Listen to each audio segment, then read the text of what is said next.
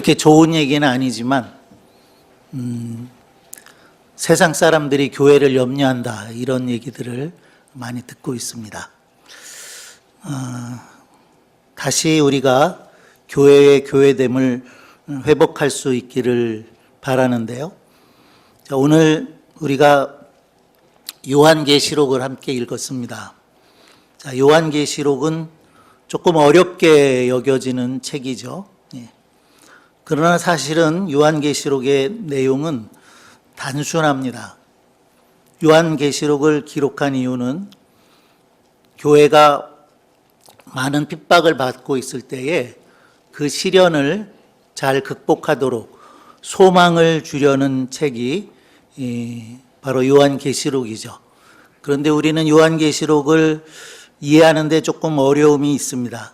왜냐하면 상징이 많이 쓰여 있고 그 안에 묵시들이 있기 때문인데, 요한계시록의 시작은 예수 그리스도의 계시라 이렇게 시작되고 있는 것을 볼 수가 있어요.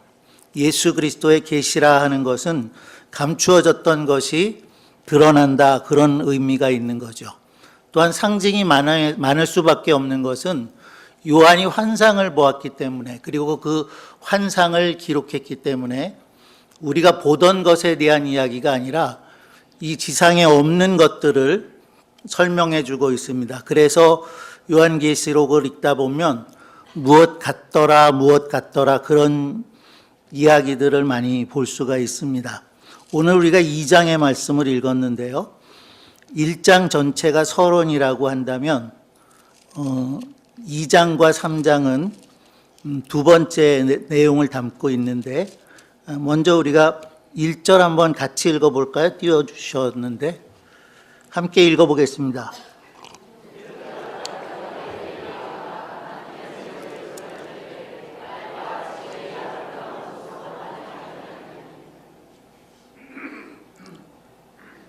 몇 절을 지금 읽었죠, 우리가?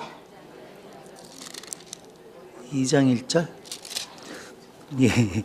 제가 1절 다시 읽을게요. 1장 1절 읽고 9절에 가서 또 좀 읽겠습니다.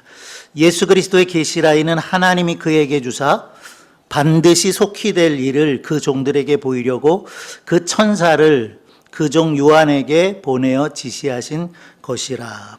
예수 그리스도의 계시라 이렇게 되어 있죠. 계시라고 하는 것은 감춰져 있던 게 드러난다, 그런 의미를 가지고 있어요. 그리고 속히 될 일을 이라고 말씀했고, 천사를 그 종 요한에게 보내어 지시하셨다 그랬습니다. 9절로부터도 좀 읽겠는데, 1장 9절이요. 제가 좀 읽어가면서 설명을 드릴 부분이 있으면 좀 설명을 드리도록 하겠습니다. 자, 9절에 보면 나 요한은 너희 형제요 예수의 환난과 나라와 참음에 동참하는 자라. 하나님의 말씀과 예수의 증거를 인하여 밤모라 하는 섬에 있었더니. 자, 여기 보면은 요한계시록을 기록한 사람이 요한이다라는 걸 알 수 있죠. 나 요한은 그랬는데 너희의 형제요 예수의 환난과 나라와 참음에 동참하는 자라. 그 당시에 교회가 받고 있는 핍박을 우리가 느낄 수 있죠. 환난과 나라와 참음에 동참한 자다. 자, 요한은 어디에 있나요?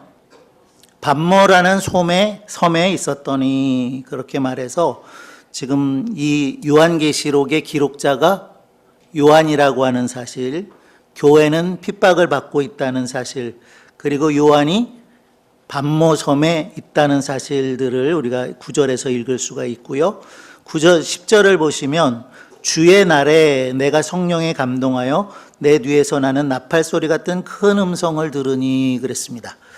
여기 무슨 날에라고 돼 있어요? 주의 날.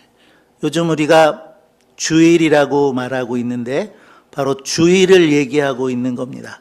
주일에 성령께서 감동하여서 소리를 듣게 되었다라는 것이고, 자, 11절 보겠습니다. 가로되 너 보는 것을 책에 써서 에베소, 서모나, 버가모, 두아디라, 사데, 빌라델비아, 라오디게아 7교회에 보내라 하시기로. 자, 수신자가 누구인지 말하고 있죠. 책을 써서 7교회, 보내도록 수신자를 말씀을 하고 있습니다. 몸을 돌이켜 나더러 말한 음성을 알아보려고 하여 돌이킬 때에 7 금촛대를 보았는데 촛대 사이에 인자 같은 이가 발에 끌리는 옷을 입고 가슴에 금띠를 띠고 그 머리와 털의 희가 흰 양털 같고 눈 같으며 그의 눈은 불꽃 같고. 자, 여기 무엇 같다라는 말씀들이 많이 나오죠. 다시 한번 볼게요.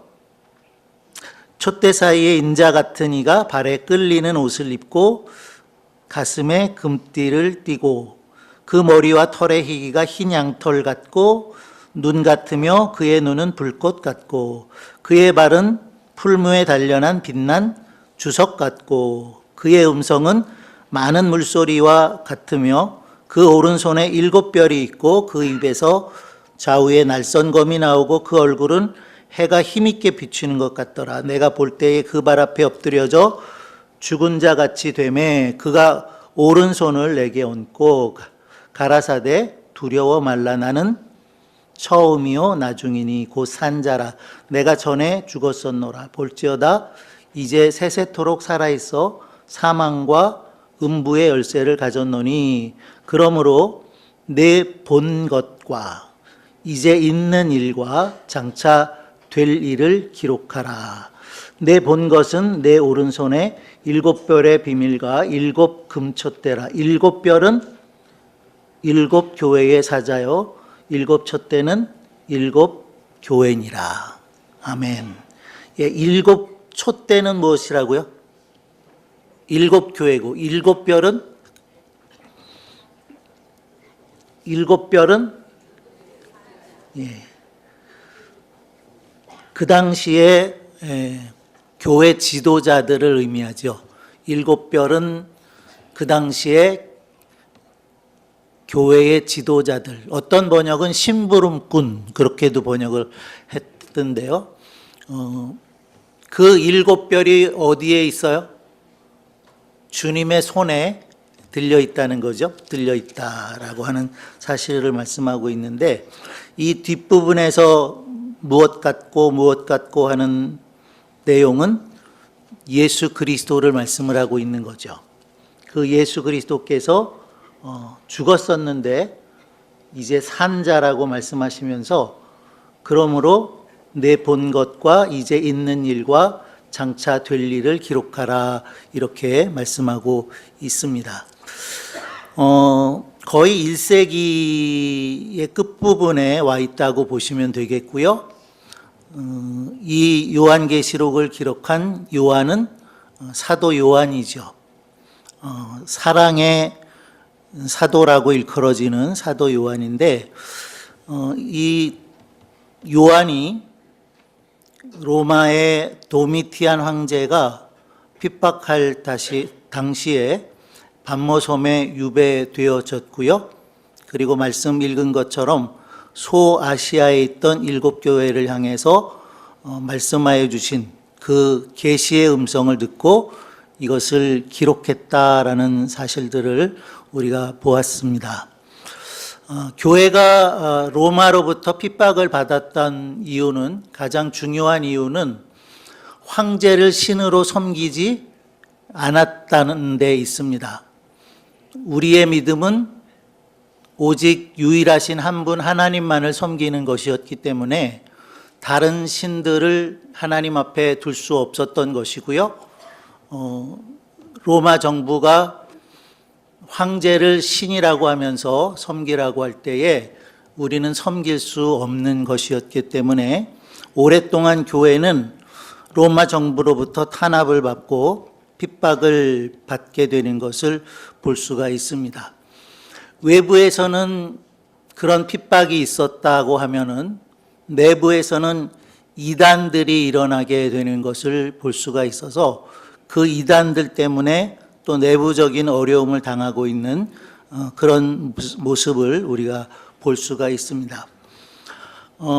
특별히 7 교회에 편지를 쓰도록 하나님 주께서 말씀하여 주셨는데 7이라는 숫자는 완전수를 의미하고 있습니다. 그리고 상징적인 그런 의미들을 가지고 있는데 실제로 소아시아에 있는 7교회를 언급해 주셨고요. 그 교회들은 그 당시의 교회들을 대표하는 그런 교회일 뿐 아니라 지금까지 세워졌던 많은 교회들을 대표하는 그런 교회들이라고 할 수가 있습니다. 때문에 이 7교회에 하나님께서 말씀을 주셨는데 그것은 바로 오늘 우리에게도 주시는 말씀으로 우리가 들을 수 있어야 하겠습니다.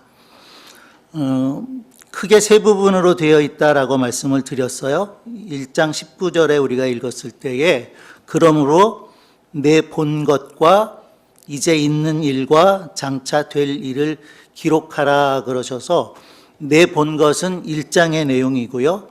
두 번째로는 2장과 3장에 걸쳐서 소아시아 교회 7교회에 보낸 편지의 내용이 2장과 3장에 걸쳐서 기록되어 있습니다. 그리고 4장에서부터 이제 마지막까지는 장차 될 일을 기록하고 있고 특별히 그 가운데 7인, 7나팔, 7대접의 재앙이 기록되고 있는 것을 우리가 볼 수가 있습니다. 1절에 오른손에 7별을 붙잡고 7금촛대 사이에 다니시느니 이렇게 묘사되고 있죠. 하나님께서 교회의 지도자들을 붙잡고 계신다고 하는 것과 또 그 사이를 다니시고 있다라는 이 말씀이 초대교회 그 7교회에 들려질 때에 많은 위로가 될 수 있었겠다라는 생각을 해봅니다. 교회의 지도자들을 하나님이 능력의 오른손으로 붙잡고 계시고 또 교회들 가운데 주님이 거니시고 계신다는 사실인데요. 그런 이유 때문에 비록 교회가 그 당시에 어려움이 있고 연약함도 있고 했을지라도 교회가 교회로서의 사명을 마지막까지 감당할 수 있었던 것은 주님께서 교회를 붙잡고 계시고 그 사이에 함께 하셨기 때문이다라고 말씀드릴 수가 있겠습니다. 그런데 왜 굳이 7개 교회인가 그런 생각을 해보게 되고요. 또 7개 교회 가운데서 왜 에베소 교회가 가장 먼저 이렇게 기록되고 있나 하는 것을 생각해 보면 반모섬으로부터 에베소 교회가 가장 가깝게 있다는 것을 지도상에서 우리가 볼 수가 있습니다.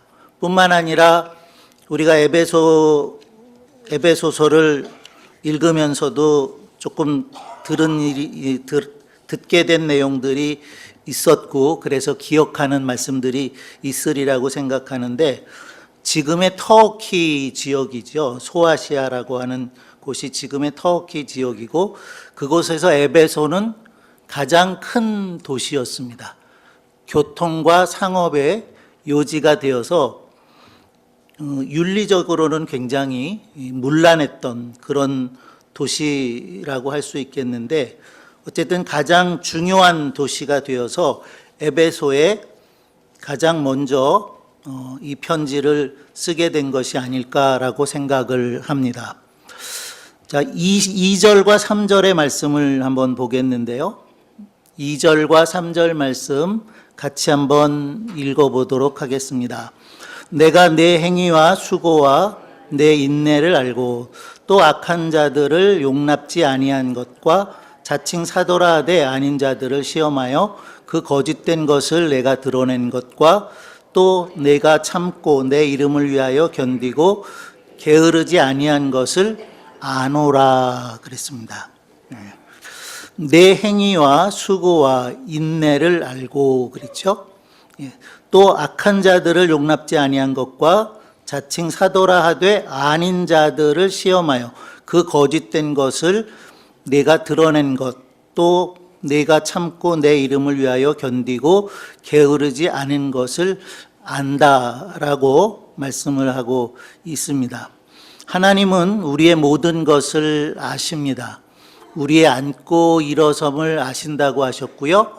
우리의 입술의 말과 모든 행동을 주님은 알고 계신다 그랬는데, 오늘 이 3절 말씀의 내용을 보면 주께서 그 모든 것을 아신다는 거죠. 행위와 수고와 인내를 알고 그랬어요. 주님이 아세요. 우리가 교회가 얼마나 복음을 위해서 수고했는지 이런 것들을 알고 계신다는 거죠. 어려움들이 많이 있지만 그것들을 참고 견디고 있는 것, 인내하고 있는 것 주님이 아신다라고 말씀을 하고 있다는 거죠. 그것이 우리에게 위로가 되어졌으면 합니다. 우리가 어려움을 당하고 있을 때 아무도 알아주지 않는 것 같죠. 왜 나만 이런 어려움을 당하나 그런 생각을 품고 불평하고 원망할 때도 있습니다마는, 그러나 누가 아세요? 주님이 아세요. 우리의 모든 형편과 사정을 주님이 알고 계신다 라고 하는 그 사실이 지금 우리에게도 위로가 되어졌으면 좋겠고요. 이 2절과 3절의 내용은 칭찬을 하시는 거죠. 얼마나 많은 수고를 했는가, 인내를 했는가, 이런 것들을 이제 말씀하고 있는 것인데, 데살로니가 전서에 보면 데살로니가 교회를 위해서 늘 기도했던 사도 바울이 데살로니가 교회가 어떤 교회였나라는 것을 말씀하고 있는데요. 그 가운데 보면 믿음의 역사와 사랑의 수고와 소망의 인내를 사도 바울이 잊지 않고 기억한다라고 하는 것을 볼 수가 있는데, 에베소 교회도 크게 다르지 않다라는 것을 우리가 볼 수가 있습니다. 끊임없는 섬김의 행위들, 또 복음을 전도하기 위한 수고로움, 그리고 희생을 감수하면서 주님의 간섭하심을 기다리는 인내, 이런 것들이 에베소 교회를 칭찬하는 첫 번째 내용인 것입니다. 또 둘째로 칭찬하고 있는 것은 바른 신앙의 교리를 지키는 모습이었는데요. 외적으로는 로마 정부로부터 핍박을 받았지만 내부적으로는 이단들 때문에 겪는 어려움도 있다라는 거죠. 오늘도 교회 안에 그런 이단들에 대한 어려움들을 많이 이야기하고 있는데, 우리 교회도 최근에 그 신천지에 가서 공부하고 그런 사람이 있었어요. 지금도 혹시 여기도 계시는지 모르겠지만 어떤 목사님이 그러시더라고요. 신천지에서 오면은 설교하는데 전혀 쳐다보지를 않는데요. 반응을 하지 않는다. 절대로 헌금하지 않는다. 그런 얘기를 했는데, 헌금을 하셨는지 안 하셨는지 제가 좀 볼 것을. 설교도 잘 듣지 않고 다른 짓 하고 그런 분들은 혹시 의심해 볼 수도 있는데, 어쨌든 이런 신천지 같은 이단들이 오늘 있다고 하는 사실이 참 교회로서는 많은 어려움이 되고 있습니다. 어쩌면 오늘 이 에베소 교회를 향해서 주시는 주님의 말씀도 그런 이단들 때문에 사랑을 버렸다라고 그렇게 말씀되고 있는 것을 보는 거죠. 그 둘째 칭찬의 이유는 바른 신앙의 교리를 지켜가는 그 모습을 말씀하고 있는 것이죠. 진리의 복음을 잘 지켜나가고 거짓된 것을 드러내려고 애를 썼다라는 것입니다.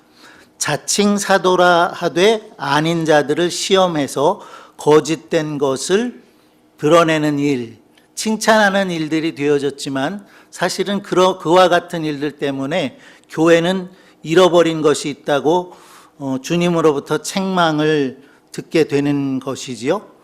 어쩌면 이 책망 때문에 앞에서 칭찬했던 내용들을 다 없애버리는 그런 일들이 되고 있다라는 생각을 하게 되는데, 주님이 책망하는 것은 바로 이런 거지요. 4절을 보실까요? 4절.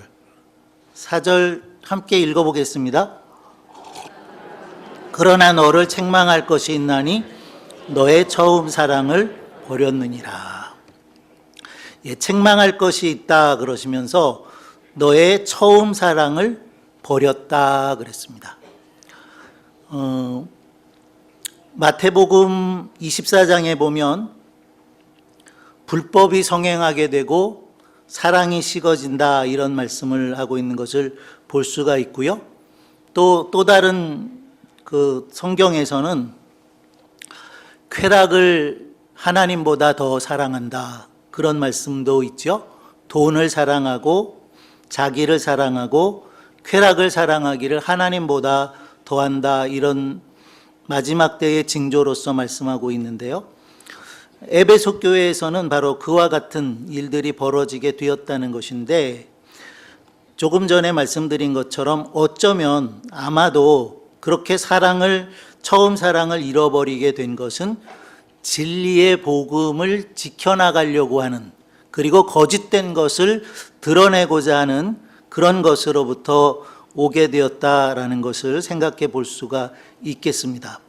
바르게 말씀을 믿고 살아가는 것도 중요하지만 사랑하면서 살아가는 것도 중요하다는 거죠.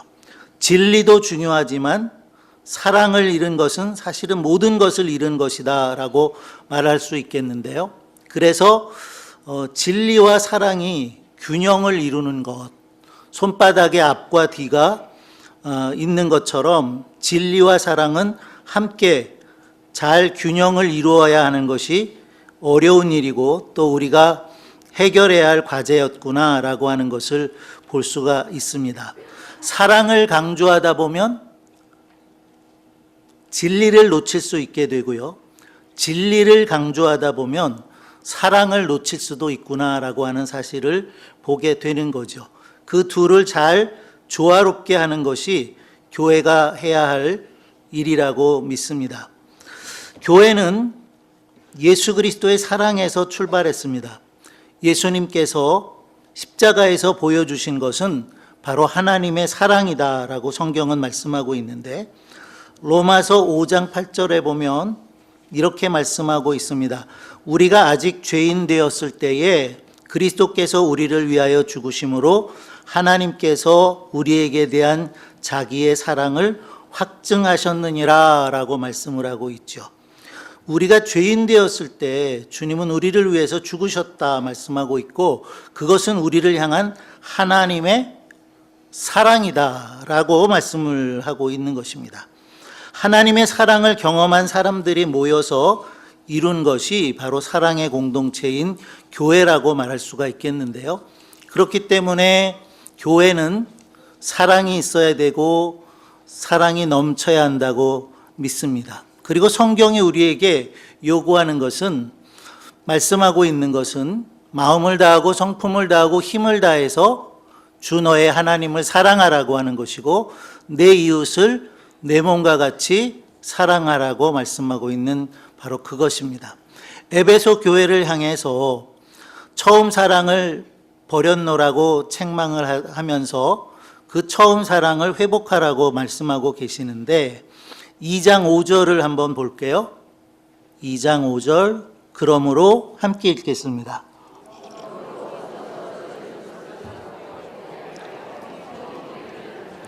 만일 그리하지 아니하고 회개치 아니하면 내가 내게 임하여 내 촛대를 그 자리에서 옮기리라. 아멘.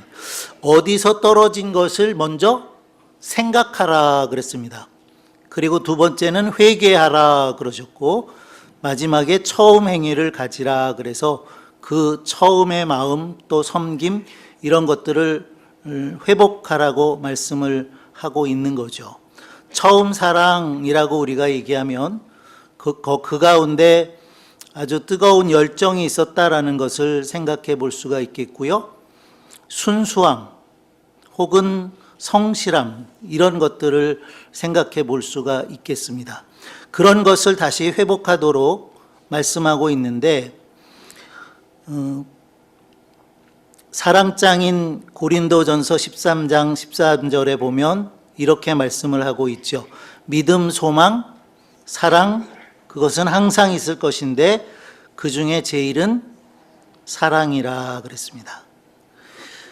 교회가 진리를 세우는 일 중요합니다. 법을 세우는 것도 중요한 일입니다. 그러나 수고로이 일을 해놓고 사랑을 잃어버리면 아무것도 아닌 것이 되어버리고 말죠.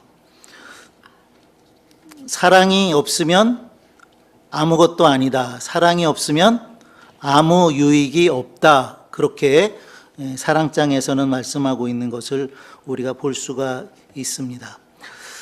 자, 진정한 회개와 또 섬김의 회복을 위해서 세 가지 하라고 그러셨는데요. 간단하게 생각을 해보면 생각하라는 것은 기억하라는 말씀입니다. 기억하라. 무엇을 기억해 봐야 될까요? 주님과의 첫 만남 기억나시나요? 배우자와의 첫 만남은 기억하시나요? 크게 다르지 않을 거라고 생각이 되는데요. 주님과의 첫 만남을 기억해 보는 것입니다. 처음 예수를 우리가 믿게 되었고 그러할 때 얼마나 열심이었는지 또 얼마나 열심히 봉사하고 그 믿음이 어린아이와 같이 순수했는지 그런 것들을 기억해 보라고 말씀하고 있는 것이고요.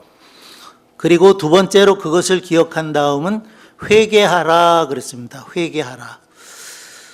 자주 제가 그렇게 말씀을 드리는데 야고보서에 보면 그 말씀이 있죠. 욕심이 잉태한 즉 죄를 낳고 죄가 장성한 즉 사망을 낳느니라. 그래서 우리가 망하는 것, 심판받는 것은 그 원인은 욕심에 있고 죄에 있다라고 말씀을 드리지만 정말로 우리가 심판을 받고 망하게 되는 일은 회개하지 않기 때문이라는 거예요. 그죠? 그것을 위해서 우리가 자주 사울 왕과 다윗을 비교하게 되는데 죄의 질은 사울 왕이 더 나쁘다는 거죠. 그러나 다윗의 장점은 나단이 다윗의 죄를 지적했을 때 바로 무릎을 꿇고 자기의 잘못을 시인하고 회개했다고 하는 사실이죠. 그래서 우리가 어디에서 떨어졌는지 기억하고 그것을 돌이켜야 한다는 겁니다. 진정한 회개는 후회하는 것만은 아니죠. 진정한 회개는 삶을 바꾸고 방향을 돌이킬 때에 그것이 진정한 회개라고 말씀을 드릴 수가 있겠습니다. 그렇게 회개한 후에는 처음 행위를 가지라 그랬어요. 처음 사랑처럼 순수한 그런 사랑을 회복해 가라는 거죠.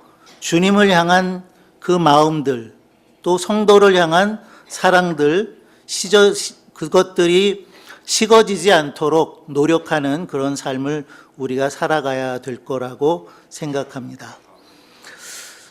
도미티안 황제의 얘기를 아까 드렸는데요. 도미티안 황제가 죽은 후에 사도 요한은 밤모섬에서 풀려나게 됩니다. 그리고 에베소 교회로 돌아오게 되는데 전해지는 이야기에 의하면 전승에 의하면 그 나이가 많이 들은 사도 요한이 설교를 할 때마다 서로 사랑하라는 설교를 했다는 것인데요. 몸이 많이 불편해서 제자들이 요한을 부축하고 설교단 의자에 앉게 하면서 선생님 오늘은 새로운 말씀을 좀 들려주십시오. 그렇게 얘기를 하면 백발의 요한이 설교하기를 내가 다시 너희에게 이르노니 너희는 서로 사랑하라 그렇게 설교를 했다고 합니다. 서로 사랑하는 것, 그래서 사도 요한을 사랑의 제자라고 우리가 부르는지도 모르겠는데요. 이렇게 끊임없이 사랑할 것을 요한은 권면했고 특별히 에베소 교회를 향해서 진리를 지켜나가는 것 잘하는 일이지만 그러나 주님을 향한 사랑을 잃어버리지 않도록 하라고 하신 이 말씀 우리에게도 똑같이 주시는 말씀이라고 믿습니다. 서로 사랑하고 또 하나님을 마음을 다하고 뜻을 다하고 힘을 다해서 사랑하는 우리 성도들 또 교회가 되어지기를 바랍니다.